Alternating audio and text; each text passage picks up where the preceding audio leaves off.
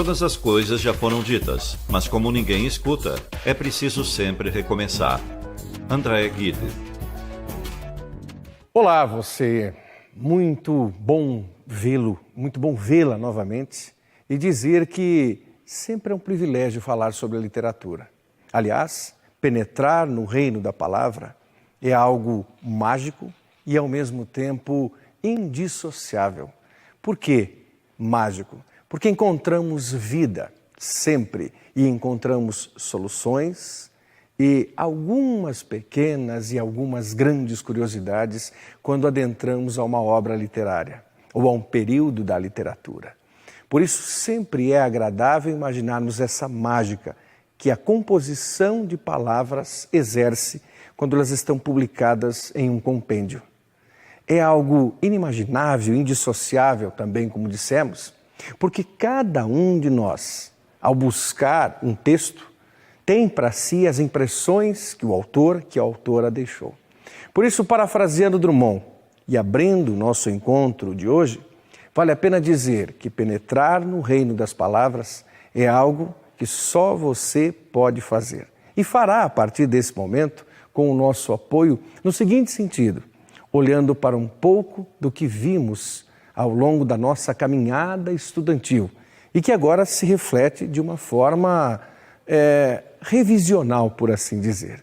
Venha conosco e sinta esse prazer que é o da literatura. História literária. Todas as literaturas se encontram em determinados momentos. Nos países, e a história da humanidade já mostrou isso, há sempre um momento de estudarmos a estética da literatura, o período, a situação refletida no próprio texto literário. E isso também temos no Brasil. E daí a importância curricular de que isso aconteça. E acontecendo essa curricularidade, vamos assim dizer, precisamos necessariamente compreender que cada autor foi influenciado pelo mundo que o cercava.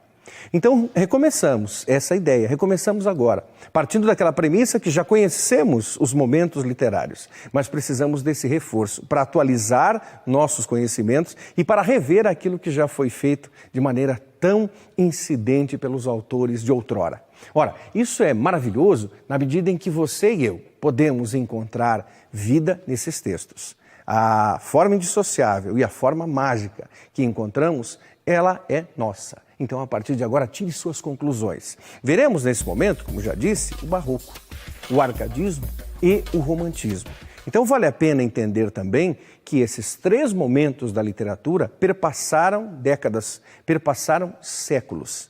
E, é claro, séculos em que o mundo modificava-se plenamente. Alguém que escreveu na literatura barroca, lá atrás, pensando no século XVII, pensando no século XVIII, não teria a mesma visão que teve se tivesse nascido no século XXI. E vice-versa. Então é necessário que nós, que estamos vivendo agora esse século XXI, também voltemos os nossos olhos para aquilo que acontecia lá atrás. Daí a importância de entendermos, eu citei várias vezes a palavra história, entendermos que a literatura é um reflexo do fato histórico, do momento histórico que acontecia na humanidade. No caso de hoje, em nosso caso, a literatura brasileira. Então, os fatos históricos que incidiam sobre o Brasil naquele determinado período. Vejamos alguns detalhes. Num primeiro momento, é necessário que entendamos assim. O Brasil foi, entre aspas mesmo, descoberto em 1500. Ora, se os portugueses chegaram ao Brasil e se depararam com índios, eles trouxeram uma cultura e encontraram outra cultura.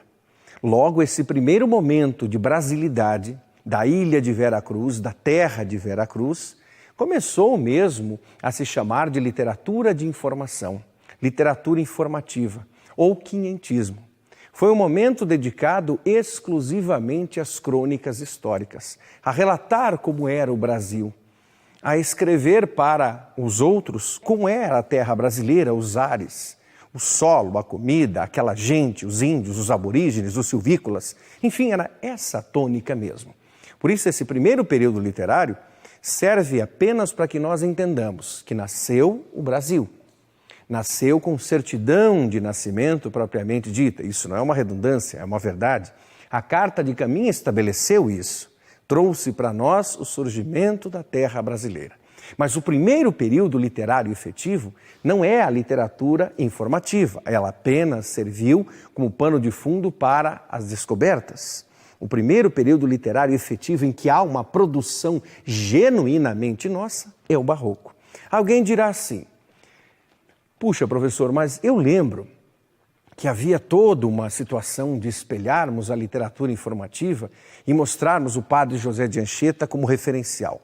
E ele é um grande referencial, indiscutivelmente, porque ele estabeleceu os primeiros contatos, os primeiros textos, mas não eram textos ainda notabilizados como literariamente puros.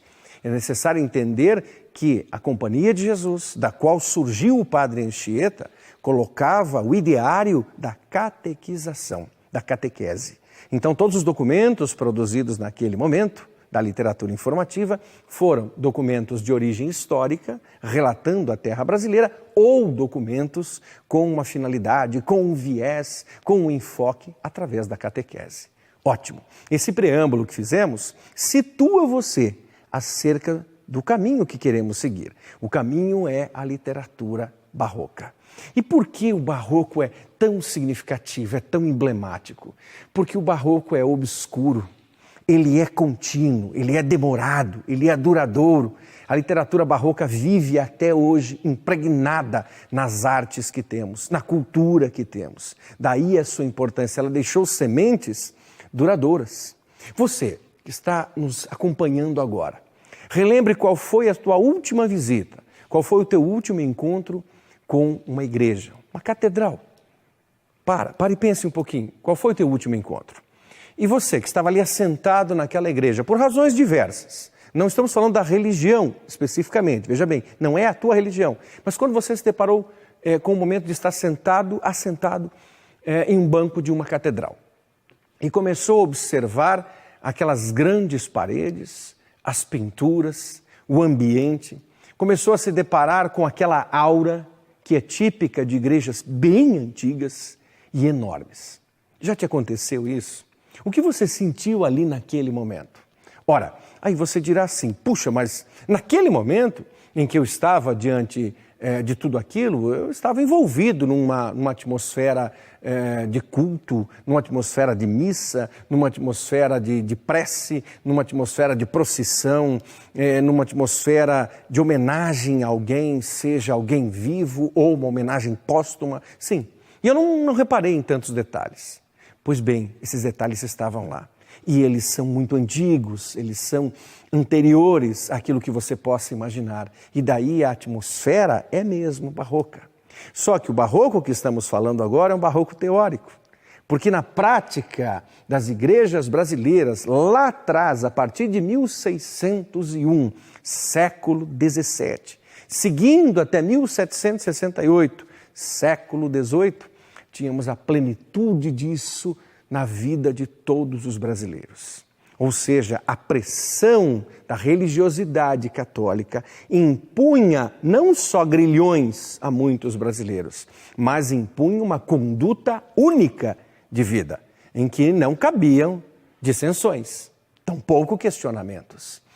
Estudar a literatura barroca é compreender o que os autores da época sentiam e o porquê de eles terem colocado no papel esse sentimento tão inquietante, tão profundo. Muito bem. Olhando para o Barroco, alguns detalhes nos parecem valiosos. Um deles, o Barroco é o período da grande luta, vamos assim dizer, vamos usar esse termo, da luta, entre a luz e a escuridão. Chamemos de luz e trevas, as duas se contrapõem, não se justapõem, se contrapõem. Ora, temos então todo o semblante dos poetas, dos escritores da época, sempre em dúvida. Eles estão em choque. Para onde vou? Vou para a luz ou vou para as trevas? Por quê? Porque ambas querem a minha presença. Por isso, por favor, pense sempre na seguinte situação. Imagine este indivíduo, você não está imaginando apenas, está vendo, mas veja esse indivíduo e agora de braços abertos. Perfeito? Você está observando isso. Agora sim, imagine que deste lado eu tenho a luz puxando-me para lá. A luz, eu quero a luz. Do lado de cá eu tenho a escuridão puxando. As trevas como elas são boas. Então, trevas para cá, luz para cá. Quem puxar mais forte leva o indivíduo. Mas não é tão simples assim, porque esses puxões são contínuos e eles têm uma intensidade de força tão grande que muitas vezes o autor, o homem que viveu, a pessoa que viveu nesse período, que nós denominamos como seiscentismo ou como barroco, de fato sentia-se dilacerado, rasgado pelos dois lados. Que figura estranha essa, você dirá. Dizer que eu vou ficar aqui, daqui a puxa para cá, puxa para lá e ótimo. Mas é isso mesmo. E é por conta dessa dificuldade que muitas vezes os textos são rebuscados. Os textos do barroco são difíceis, porque o indivíduo fica ali perdido, para lá ou para cá. Olha, mas a luz é tão bonita, puxa, a luz é maravilhosa, a luz é perfeita, mas as trevas são gostosas também, as paixões carnais são boas. E ótimo, o homem do barroco via-se enebriado por essas duas situações. É importante termos isso em mente. Agora vamos a 2 nomes técnicos. Você deve anotar isso, porque é importante, a influência mais tarde também acontece. Teocentrismo e antropocentrismo. Vamos lá. Teocentrismo, Deus no centro, luz. Teocentrismo, Deus no centro, luz. Antropocentrismo, homem no centro. Antropocentrismo, homem no centro. É necessário termos isso, porque as obras foram influenciadas por esses 2 encaminhamentos. Também é necessário pensarmos em 2 concepções essenciais, ou seja, em 2 características, em 2 prerrogativas. O cultismo. Cultismo é o jogo das palavras. Cultismo é o jogo das palavras. É jogar mesmo com palavras para influenciar a patuleia. O que é a patuleia? São os presentes, são os assistentes, é o público em geral, é quem ouvia. Então, cultismo, jogar com palavras. Conceptismo, jogar com ideias. Jogar plenamente com ideias. E o conceptismo existe hoje. Você que pensa em advocacia, que um dia só, eu quero fazer direito na vida. O advogado é um conceptista. Você que quer trabalhar com vendas, das mais diversas formas, é necessário entender que quem vende alguma coisa, vende uma ideia. Logo, ele é um conceptista. A você que imagina pastorear uma igreja, ser pastor, pastora de uma igreja, sim, algumas denominações religiosas têm a figura da mulher à frente, é necessário ser um grande conceptista. E se porventura você deseja o celibato, quer seguir a caminhada como um clérigo, como um padre, é necessário também entender que os padres são conceptistas. E aí nós elencamos uma série de profissões. Aliás, cá para nós, poucas profissões deixam de passar pelo conceptismo. Isso é interessante. Então vejamos agora sim um texto do período barroco, que nos dará esse ar barroco de forma interessante. Perceba agora a angústia, a inquietação e a dificuldade dentro de cada verso que será recitado para vocês. Ofendi-vos, meu Deus, é bem verdade. Verdade é, meu Senhor, que hei delinquido. Delinquido vos tenho e ofendido. Ofendido vos tem minha maldade. Maldade que encaminha a vaidade. Vaidade que todo me há vencido. Vencido quero ver-me e arrependido. Arrependido a tanta enormidade. Arrependido estou de coração vos busco, dai-me abraços, abraços que me rendem vossa luz. Luz que, claro, me mostra a salvação pretendo em tais braços. Misericórdia, amor, Jesus, Jesus.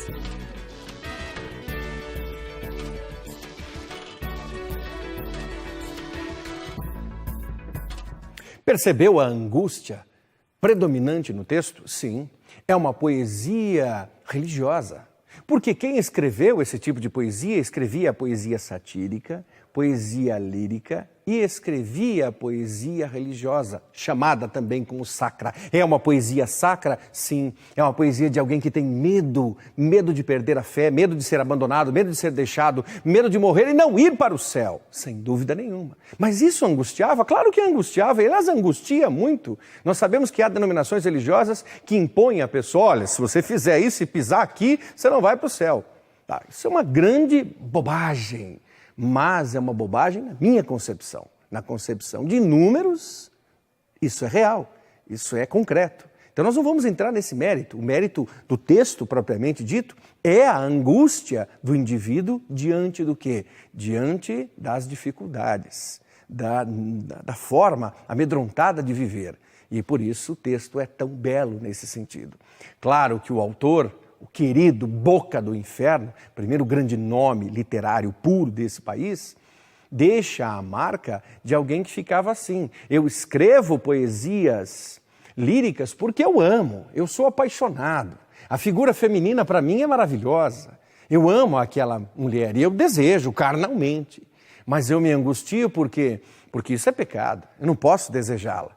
Então eu acabo escrevendo como um pecador arrependido, como alguém que teme.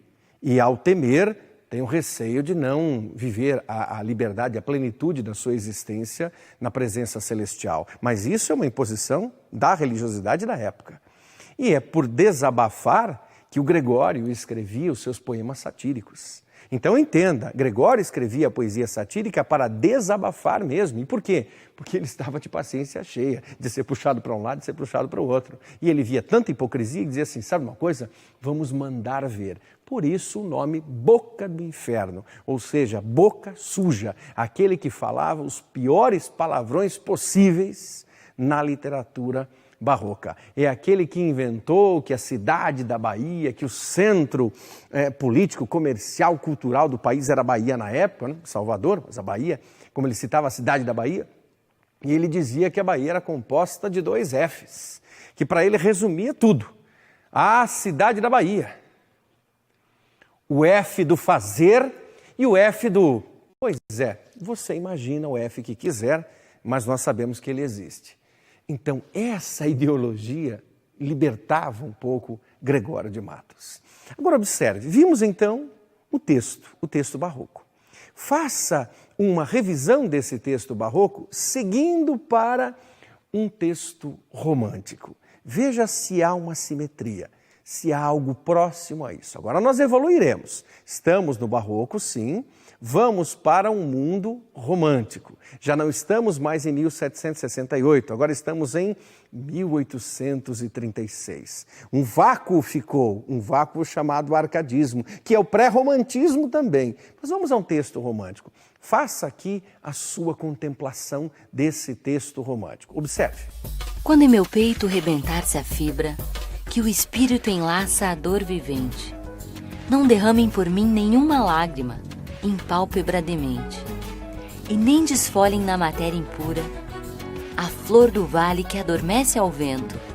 Não quero que uma nota de alegria se cale por meu triste passamento. Eu deixo a vida como deixa o tédio do deserto, o poento caminheiro, como as horas de um longo pesadelo que se desfaz ao dobre de um cineiro.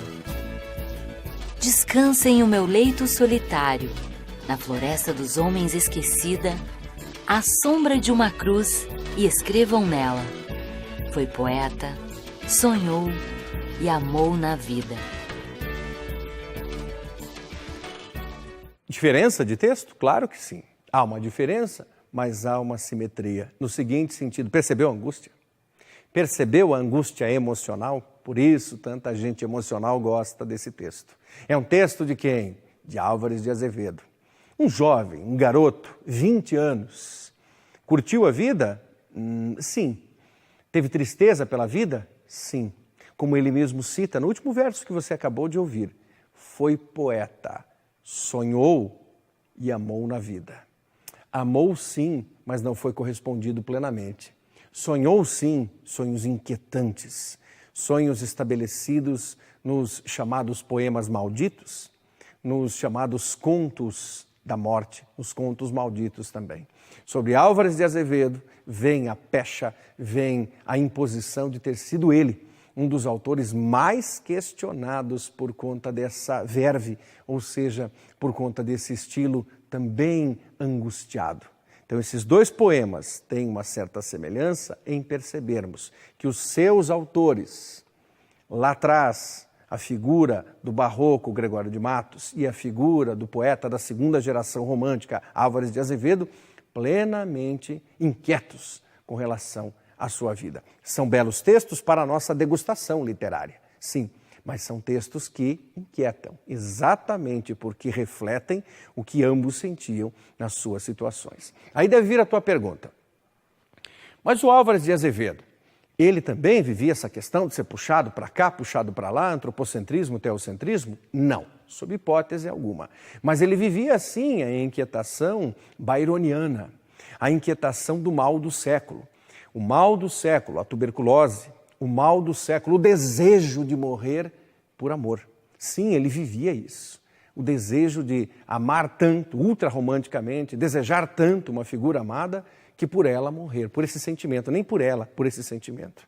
Certo? É bom fazermos o reparo aqui, por esse sentimento. Então é nesse sentido que vemos uma poesia tão forte, tão contundente. Dois grandes autores. Por isso o encontro de hoje nos mostra essas duas figuras em seus momentos. Agora você diz assim, puxa, mas então quer dizer que o romantismo acabou herdando alguma coisa do barroco? A resposta é sim. Ele herdou por quê? Porque nessa segunda fase nós temos determinados momentos, não só com Álvares de Azevedo, aliás, menos com ele, mas mais com Fagundes Varela e mais ainda com Junqueira Freire, em que há um resgate dessa situação da religiosidade, da dependência do homem em relação ao seu aspecto íntimo. E, nesse sentido, o barroco fez uma boa parceria, uma parceria curiosa. Vamos a um outro momento. E aqui nós temos, então, uma pequena análise literária que precisa ser feita. Quando nos depararmos com um texto do barroco e quando nos depararmos com um texto do romantismo. Vejamos aqui, tecnicamente, algumas diferenças. Observe. Temos um texto e, na sequência, oposições do corpo e da alma. Ora, essa oposição do corpo e da alma entram em sintonia com o que falamos há pouco. O que o corpo deseja, o que a alma deseja. Tá, mas não entendi. O corpo, o que o corpo deseja? Satisfação, ele deseja comodidade, ele deseja acalento, sim. E a alma? A mesma coisa, mas a alma se sobrepõe ao corpo. Muitas vezes o corpo se sobrepõe à alma. É o teocentrismo e o antropocentrismo. Dá para dizer assim grosseiramente que a alma é muito mais voltada ao que nós queremos intimamente, ou seja, aos nossos pensamentos, aos nossos sonhos, aos nossos ideais, então mais voltada ao teocentrismo, e o corpo não, é mais voltado ao desejo material, então é antropocêntrico. E é claro que essas oposições também surgem nos dois textos, inclusive no de Álvares de Azevedo, de forma curiosa. Um outro detalhe que nos parece interessante, vendo exatamente essa pontuação, oposições corpo e alma. E temos assim, os braços de Jesus, porque, como fizemos aquela figura, de um lado e do outro. Os braços de Jesus, apontando para lá, apontando para cá. Eles não estão assim, eles estão bem separados. Abraços. Por que abraços? Porque abraço é sentimento. É o corpo que necessita disso, ele necessita que você aperte, necessita de afago. E nós temos a salvação da alma. Os abraços servem para o corpo, servirão para a alma, mas servem também para a salvação da alma, que é mais importante do que o corpo. Aí nós entramos num conceito religioso. Qual o conceito religioso? De que viemos do pó e ao pó retornaremos. E em consequência disso, o nosso corpo se vai, mas a alma permanece. Então, ela é mais importante. Ela precisa receber a prioridade dos nossos esforços. E daí o antropocentrismo e o teocentrismo, nós estamos pontuando isso para que você veja a influência. Mais tarde, na literatura, e também veremos em nossos encontros, o barroco é retomado. Há um chamado neobarroquismo que vai surgir lá nos ideários do modernismo, ou seja, mais de 300 anos depois. Quanta coisa nesse sentido. E temos o antropocentrismo e o teocentrismo aparecendo assim. Dirige-se a Deus para alcançar o pedido, que vai beneficiá-lo diretamente. Quer o seu bem humano, mas centra suas esperanças no divino. Ah, sim. Então eu não entendi. Mas entenda, a angústia vem daí. Por quê? Porque nós queremos sempre conciliar as duas coisas. Como conciliar as duas coisas? Claro, eu quero ter a satisfação do meu corpo, de todas as maneiras possíveis, e também dar um jeitinho para que a alma consiga se sair bem. É nesse jeitinho que as coisas não dão certo, porque muitas vezes não é possível conciliar aquilo que o corpo precisa e aquilo que a alma precisa, porque há uma separação, os braços estendidos. Interessante. Agora eu começo a entender o porquê da angústia. Voltamos a falar sobre ela, porque os homens do período literário viviam exatamente essa inquietação quanto às paixões carnais e às paixões espirituais, os desejos espirituais. Vamos adiante, e a religiosidade aparece como algo predominante aí. A religiosidade é inerente ao ser humano. Observe, isso não é uma fala nossa, é uma fala histórica. A religiosidade é inerente ao ser humano, não uma religião. Por quê? Porque todos nós necessitamos crer em alguma coisa. Você pode dizer agora, eu não creio em nada. Então o teu nada já é alguma coisa. Pronto, você já crê em algo. Alguém já pode chamá-lo de crente nisso, no nada.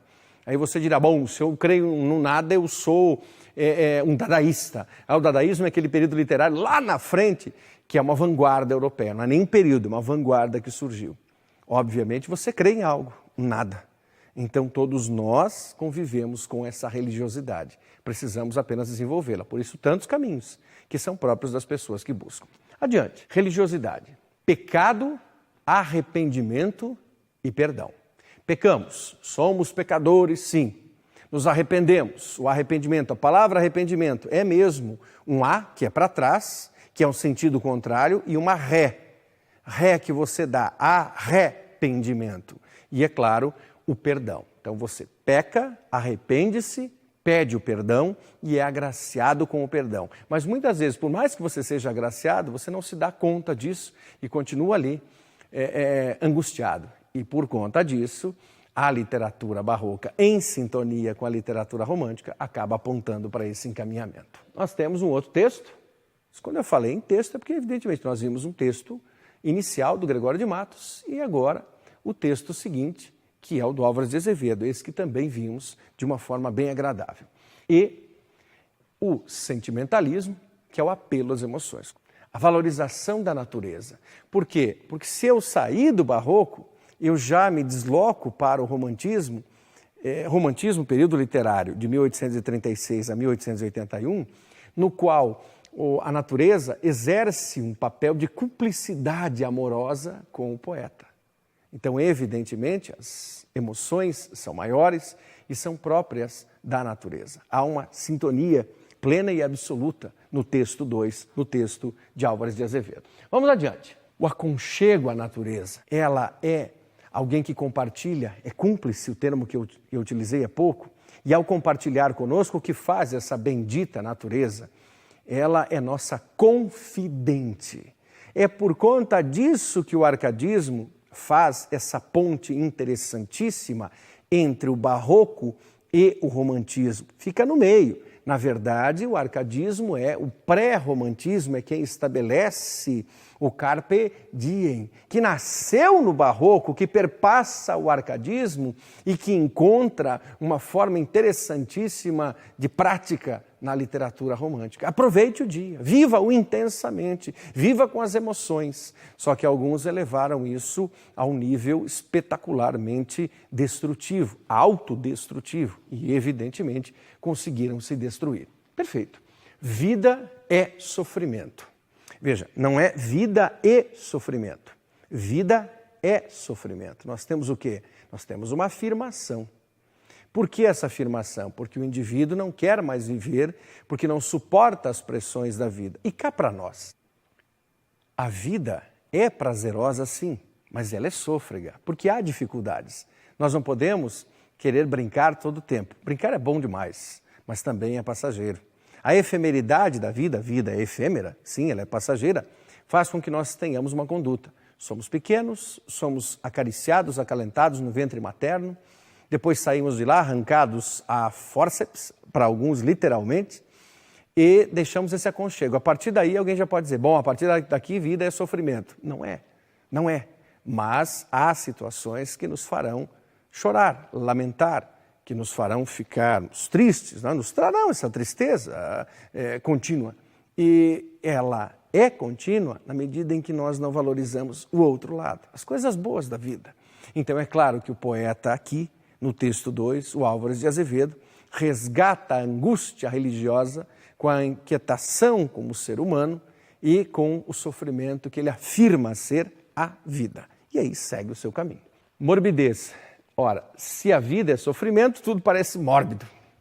E ao ser mórbido, por isso as cores escuras combinam muito com o romantismo da segunda geração. Por que combinam muito, Marlos? Combinam muito, obviamente, porque os poetas da época viviam à noite, à madrugada, e escreviam suas histórias, escreviam seus textos poéticos inspirados nessa morbidez, numa situação sempre destrutiva. Curioso, a influência romântica desse momento também encontrará, ou melhor, dará frutos lá na frente, e um dos que receberam esses frutos é o poeta Augusto dos Anjos. Ah, sem dúvida nenhuma. Então, é uma continuidade? Por isso sempre insistimos. Quer aprender literatura? Quer conhecer mais a literatura? Para escrever textos também é necessário ler. Normalmente você pega alguma coisa, normalmente você se inspira em textos que existem e dá continuidade à sua vida exatamente nesse caminho. E daí a importância de sempre lermos para absorvermos o que os poetas, o que os escritores fizeram com o passado, no passado. Autores. Falávamos então no texto 1 sobre o Boca do Inferno, Gregório de Matos Guerra.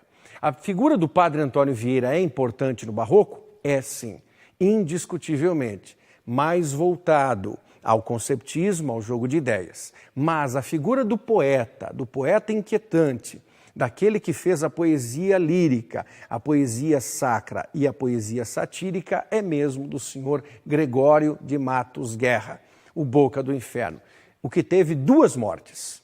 A primeira morte física, ou seja, é claro, ele foi expulso, ele foi exilado, ele foi enviado para fora, não só da Bahia, mas do Brasil, volta e morre fisicamente falando em Recife, no Recife. A morte mais dolorosa foi a morte literária, quando a maior parte dos seus textos, alguns dizem todos os seus textos, foram defenestrados, foram colocados para fora, ou seja, foram queimados, inutilizados. Então essa foi uma morte muito ruim, no sentido de apagá-lo para sempre da memória das pessoas. E é aquela história de você não só incinerar o indivíduo, mas você queimar a sua casa, queimar tudo que lhe pertence e ainda jogar sal em toda a propriedade para que não nasça mais absolutamente nada, para deixar bem claro que aquilo que viveu ali não representou e não serviu para coisa alguma. Gregório de Matos é controverso, mas é um dos nossos mais interessantes escritores. Do período colonial, literatura informativa, barroco e o arcadismo, indiscutivelmente é o mais contundente de nossos autores. Álvares de Azevedo, o texto 2 que vimos. O Álvares de Azevedo foi aquele poeta que com 20 anos faleceu. Aliás, ele já perseguia a morte em toda a sua adolescência. Ele queria morrer brincando, mas falando sério. E era alguém que acordava e dizia assim, puxa vida, que droga, estou vivo. Porque ele buscava a morte. Na verdade, vida para ele era sofrimento. Ele queria mesmo extinguir a sua vida e isso aconteceu aos 20 anos. Por causa do mal do século, a tuberculose, e por causa do mal do século íntimo, que era o querer, o morrer por amor mesmo. A vida de Álvares de Azevedo foi dentro desse sentido. Nos deixou duas obras de grande relevo. Lira dos 20 anos, os poemas, e Noite na Taverna, os contos. É bom referendarmos isso a você. O arcadismo, que ficou um fogo cruzado entre o barroco e o romantismo, é um período literário que teve um diferencial. Qual diferencial? Buscou a liberdade do povo brasileiro. Mas como liberdade? Estávamos sob o jugo dos portugueses. Os portugueses dominavam não mais exclusivamente a cidade da Bahia, mas sim Vila Rica, que hoje é Ouro Preto. E por conta disso, o arcadismo, oriundo das escolas, das Arcádias, ou seja, das escolas de intelectualidade, trouxe para o Brasil poetas e escritores preocupados não mais com a igreja, preocupados com o romantismo, sim, mas preocupados porque nascia para eles, mas preocupados essencialmente em libertar o Brasil. E lutaram por isso. Então, nomes de grande destaque, como Cláudio Manuel da Costa, o Glouceste Saturno, como Tomás Antônio Gonzaga, o mais importante, que é mesmo o Dirceu.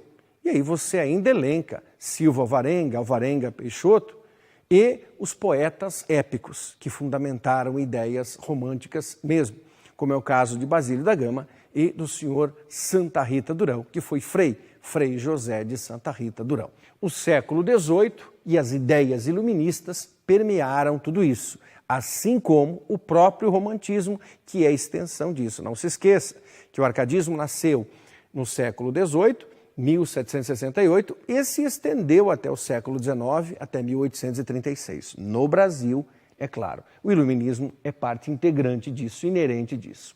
Termos do arcadismo, termos que fazem parte do arcadismo, fazendo essa ligação mesmo entre barroco e romantismo. A emoção que ali aparece para nós de forma clara, a subjetividade.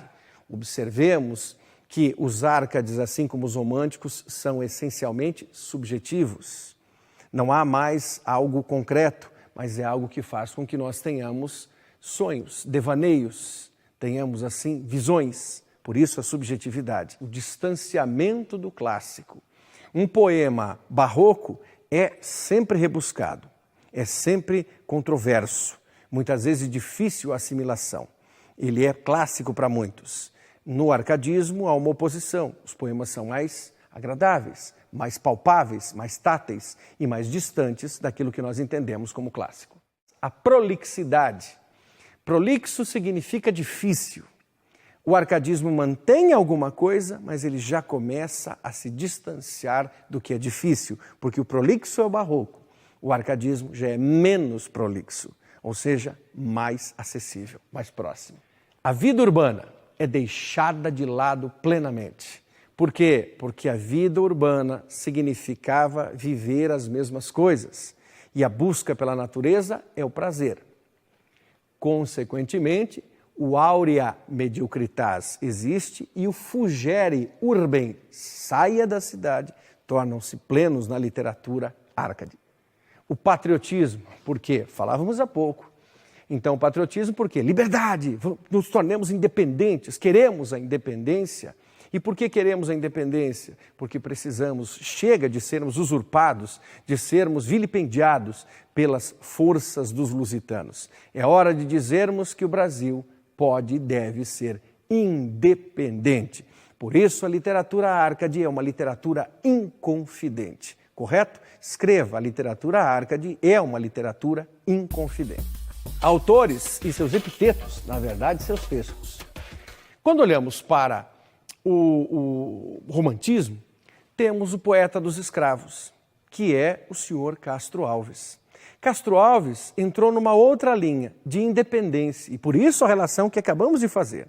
Se falávamos em independência, se falávamos em liberdade dos brasileiros em relação aos portugueses, agora também o romantismo, lá na frente, é claro, agora precisamos falando sobre isso, trabalhará com textos nessa linha de pensamento. Por que trabalhará? Porque, obviamente, o romantismo buscará a liberdade das minorias, daqueles que eram oprimidos, e dentre os quais os negros, indiscutivelmente, éramos mais oprimidos. O poeta dos escravos surge com as vozes da África, e ao surgir com as vozes da África, ele nos eleva a uma condição de compreendermos que jamais o Brasil poderia ser feliz se continuasse segregando a figura tão significativa do negro.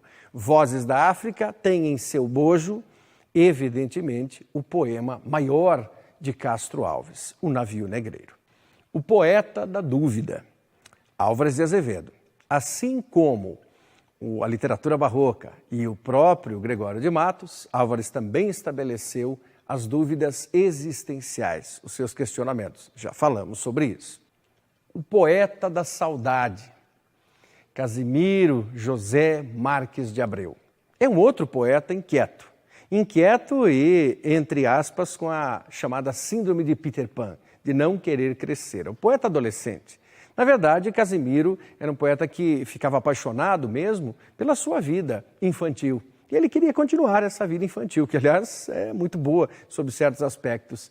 E daí ele escreve textos nessa linha, como A Valsa. Tu ontem na valsa dançavas, voavas tão longe de mim. Quem deras que sintas as dores de amores que louco senti. Quem deras não negues, não mintas, eu vi. Esse é o poeta. É o poeta dos 8 anos, saudades que eu tenho da aurora da minha vida. Esse é um texto dos mais conhecidos de nossa literatura porque reflete exatamente isso, esse apelido, essa alcunha, esse subtítulo, esse intertexto, o poeta da saudade. Um poeta que deixa a sua marca saudosa na vida. O poeta monge, Junqueira Freire. Por que as relações do barroco com o romantismo? Por causa disso. Porque o romantismo, embora tenha se libertado de muitos dos ressaibos das marcas barrocas, ele continuou estabelecendo uma relação. E o Junqueira Freire foi o mais angustiado desses poetas. O poeta das inspirações do claustro. E é claro, nas inspirações ele escreve acerca disso. Ele escreve e vive, né? Melhor, ele não só escreve, ele vive as suas dificuldades. Daí o poeta monge. O pior de tudo é que ele nunca se encontrou na vida religiosa e morre da mesma forma. Nem lá, nem cá. Nem fé, nem carne. Que triste isso, né? O poeta das estrelas. E agora mudamos o cenário. Estávamos lá atrás no barroco. Depois seguimos para o romantismo. Fizemos uma relação com o arcadismo.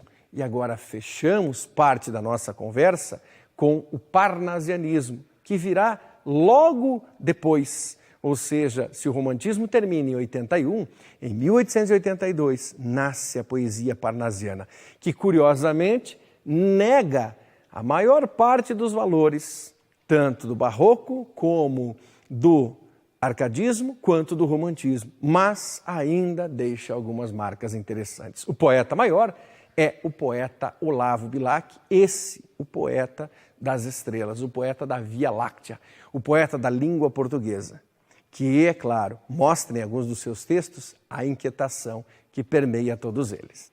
O poeta das pombas, no parnasianismo, é um homem que vive um pouco dessa imaginação, a imaginação não só da natureza, mas da forma perfeita, a forma que ele perseguia, as 10 sílabas poéticas. Curiosamente, no barroco, as poesias têm 10 sílabas poéticas, decassílabos ou heróicos. No arcadismo tem 10 sílabas poéticas, decassílabos ou heróicos. No romantismo, muitos dos textos também têm. E no parnasianismo, essencialmente, 10 sílabas poéticas versus decassílabos ou heróicos. A correlação é maravilhosa aí.